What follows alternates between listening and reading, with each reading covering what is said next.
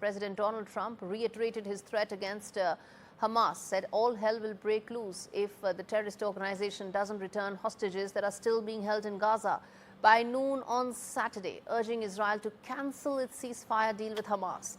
This comes after the terrorist organization threatened to postpone the next hostage release that is scheduled to take place on Saturday until further notice, because it has accused Israel of breaking the ceasefire deal. What's the latest in this? There are lives at stake. 200 people were taken hostage. 100 of them were still believed to be alive. Only a very small number of them have been released so far.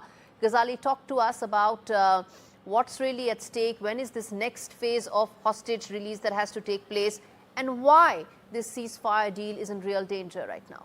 See, as far as the numbers are concerned, what we can tell that around 21 hostages were released by Hamas in the last, since January 19. It's been almost, we're going to touch a month of the ceasefire implementation. And Israel has also released around 730 Palestinian prisoners. Now, yesterday Hamas announced that it is going to postpone the release of hostages, citing that how Israel has been violating the rules of ceasefire.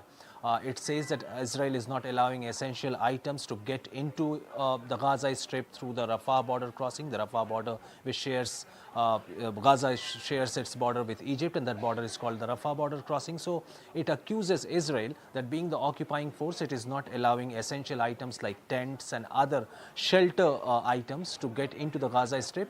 Also, it accuses Israel of using force against the Palestinians who are trying to move towards the North Gaza.